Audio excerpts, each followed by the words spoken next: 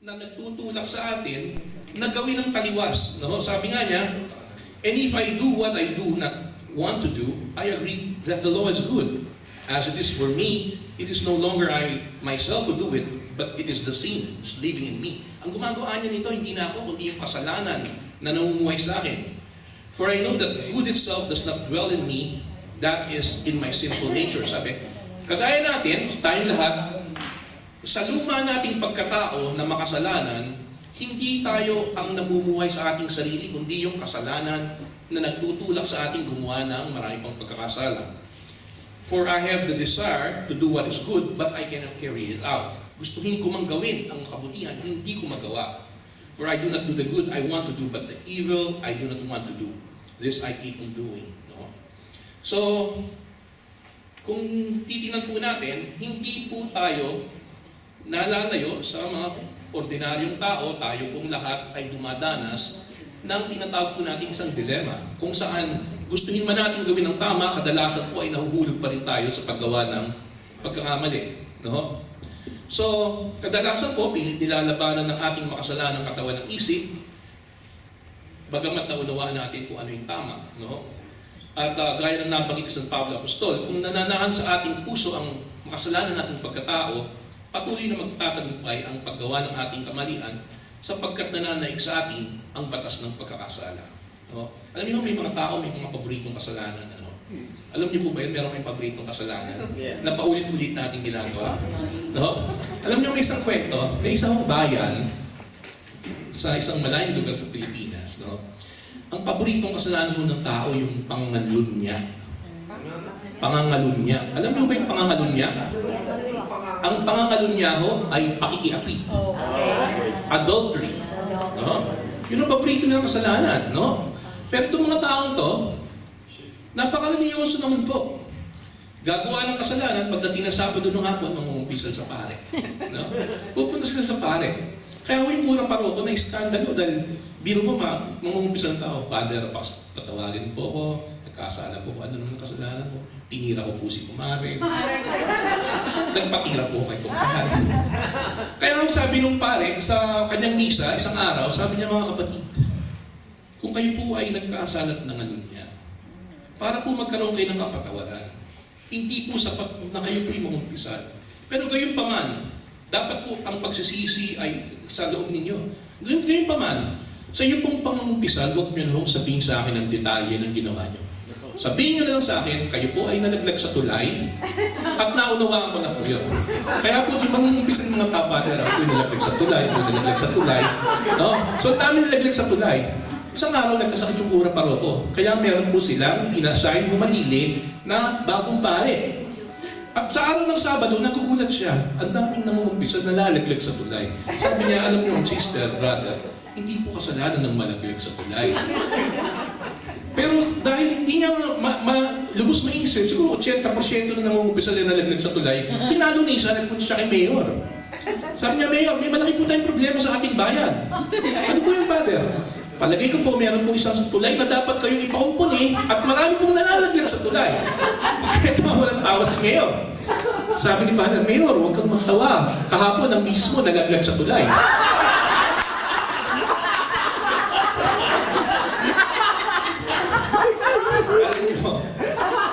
Ilang beses na rin ako nalaglag sa tulay. Akala ko hindi na ako makakabangon. Sana ako sa tulong at awa ng Panginoon, huwag na ho akong malaglag ulit sa tulay.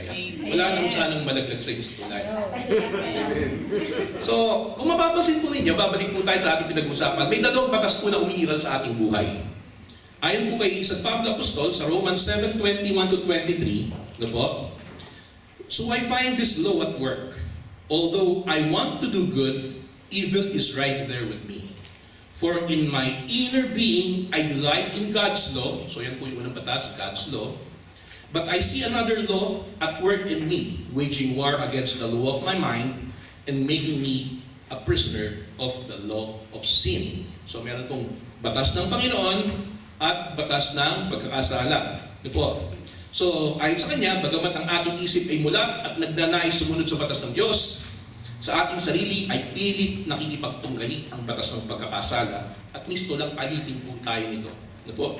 So totoo po ito, napakatotoo sinasabi sa Pablo Apostol. Pati ko lahat po tayo ay nakakaranas nito. No? Sino hindi nakakaranas na magkaroon po ng pagkakamali? Pakitaas ang kamay.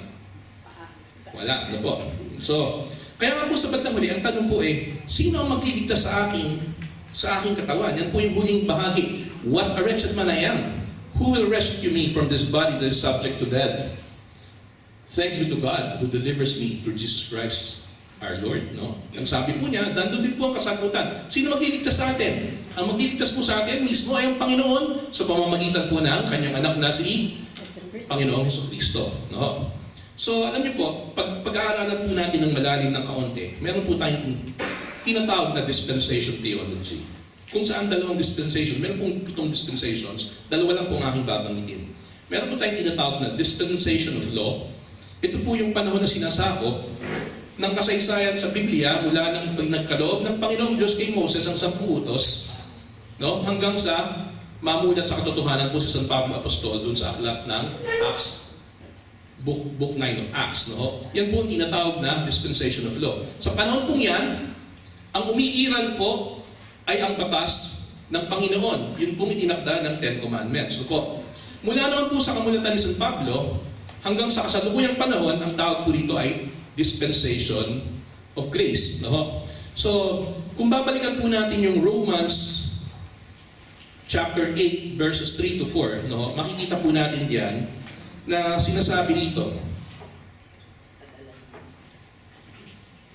for what the law was powerless to do because it was weakened by the flesh. Ito yung law. No? Itong law na binabanggit dito, yung dispensation of law. Yun anyang, what God did by sending His own Son in the likeness of sinful flesh to be a sin offering. And so He condemned sin in the flesh in order that the righteous requirement of the law might be fully met in us who do not live according to the flesh but according to the Spirit. No? Ang sinasabi po rito sa dalawang dispensations, sa panahon po ng pangangaral ng batas, wala pong taong, o bihira pong taong maliligtas. Wala pong makakaligtas sa atin kung hanggang sa kasalukuyan po, dispensation of law ang umiiral. No? Kaya nga po, pumasok po ang pagpapadala ng ating Panginoong Diyos sa Panginoong Jesucristo sa lupa bilang katawang tao para siya po ay maging sin offering, no? Namatay po siya sa krus para ang kanyang dugo ay maging sin offering para po mabawasan at mahugasan ang ating mga pagkakasala. Dahil kung hindi po ito gagawin ng Panginoong Diyos, wala po sino man sa atin maaari ang makapasok sa pintuan ng langit, no? So yan po yung sinasabi natin dito na dispensation of law and dispensation of grace. Ngayon po, kung ating babasahin, sinasabi naman sa Romans 8, 9 to 11, maunawa natin na kung ang banal na espiritu ay nananahan sa ating puso, ay malalayo tayo sa tawag ng laman at kikilalanin tayong pag-aari ng Panginoong Jesucristo. Kung babasahin po natin, you however are not in the realm of flesh, but are in the realm of the Spirit, if indeed the Spirit of God lives in you. No? Sinasabi ko rito, hindi na tayo nasasaklaw ng laman o ng natural na kalagayang mga kasalanan kung ang banal na espiritu ay nananahan sa atin. And if anyone does not have the Spirit of Christ, they do not belong to Christ. Kung wala niya sa ating sarili o sa ating puso ang banal na espiritu ng ating Panginoong Jesucristo, hindi po tayo kikilalanin na pag-aari ng ating Panginoon. But if Christ is in you, then even though your body is subject to death because of sin, the Spirit gives life because of righteousness. Ngayon, kung ang Panginoong Jesucristo ay nasa ating sarili, sa ating puso, kahit na ang ating katawang lupa ay maaaring mamatay dahil sa pagkakasala, ang banal na espiritu ay nagbibigay sa atin ng buhay dahil sa righteousness, dahil sa pagiging tama natin. And if the Spirit of Him who raised Jesus from the dead is living in you, at kung ang Espiritu Anya na nagbumuhay na magmuli sa ating Panginoon ay nasa sa ating puso at sa ating sarili, He who raised Christ from the dead will also give life to your mortal bodies because of His Spirit who lives in you. At dahil doon, tayo ay muling mabubuhay at magkakaroon ng buhay na walang hanggan dahil kung mismo ang Espiritong bumuhay kay Panginoong Jesucristo ay nasa atin, hindi kaya-kaya po niya tayong buhayin. Amen. Amen. Amen. No? So kung tayo po ay magpapasakop sa banal na Espiritu, mananahan sa ating puso ang Espiritu Santo, at kapag nananahan po sa ating puso ang Espiritu Santo, ito po ang mag-aakay sa atin na gumawa ng kabutihan sa lahat ng oras. So, ang malaking katanungan po, paano natin masisiguro na mananahan po sa ating puso ang banal na Espiritu? So, ito po yung ating katanungan. Paano natin magagamit ang kapangyarihan ng Espiritu Santo sa pang-araw-araw nating pamumuhay? No? Sabi po, meron pong dalawang alaga tayo sa ating katawan. Meron po talagang dalawang hayop sa loob ng ating katawan. Ang una po ay isang among tupa. No? At ang isa po ay ang mabangis na aso. Kapwa sila sumusunod sa kagustuhan natin kung atin po silang nakokontrol. Subalit, may mga pagkakataon, isa po sa kanila ang nagiging mas malakas at nagiging mas makapangyarihan maging sa ating puso at isipan. Naniniwala po ba kayo doon?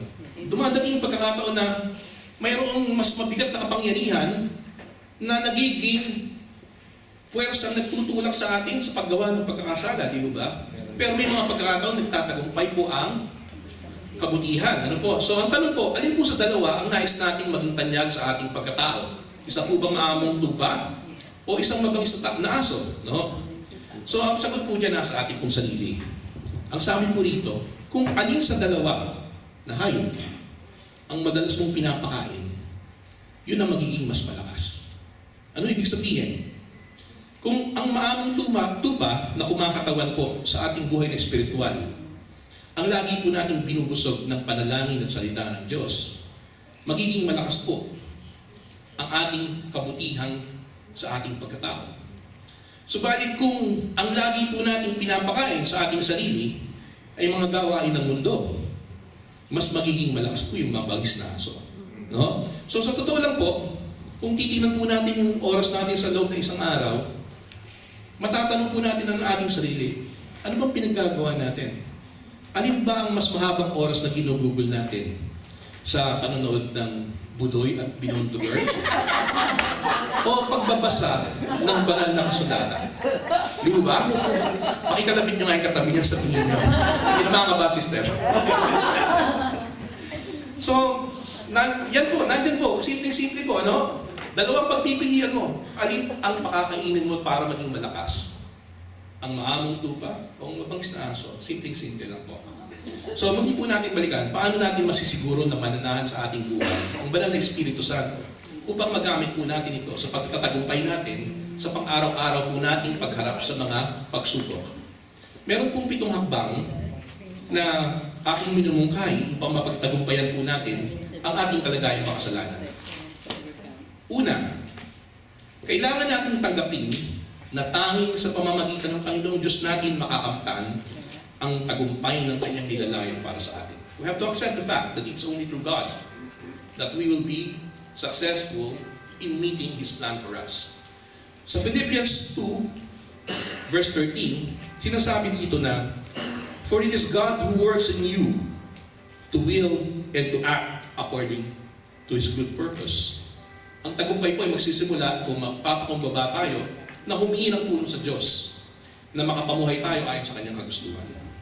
Pangalawa, kailangan natin hingi ng tulong ng banal na Espiritu Santo na manahan sa ating puso nang tayo ay makapamuhay sa pamamagitan ng pag-akay ng banal na Espiritu sa tamang landas. Nakita natin, nung lukuban ng banal na Espiritu ang mga apostoles, nung wala na ang Panginoong Jesucristo, no? Nakita po natin lahat po sila natutong kumilos, mangaral ng tama. Kung nasa ating buhay ang banal na Espiritu, ang bunga ng mabubuting gawain ay mangyayari rin po at matutupad sa ating buhay. Pangatlo, kailangan nating patayin ang makasalanang pag-uugali sa pamamagitan ng pangungumpisal ng ating mga kasalanan at ang pagtanggap na tayo ay pag-aari ng Kristo. So, kanina, binanggit sa atin ni Brad yung repairing, no? Na kailangan natin ng pangungumpisal. Sa Galatians 2:20 ay sinasaad na, "I have been crucified with Christ, and I no longer live, but Christ lives in me. The life I live in the body, I live by faith in the Son of God, who loved me and gave Himself for me." No? So, nung anya si Kristo ay mamatay sa krus, no? At tayo, bilang kanyang kapanalig, kasama tayong namatay, ang ating lumang sarili ay dapat nang namatay sa pagkakapako niya sa krus. At kung si Kristo ay nabubuhay sa ating sarili, yung luma nating pag-uugali, luma nating pagkatao ay napalitan na ng pagkatao ng Panginoong Kristo.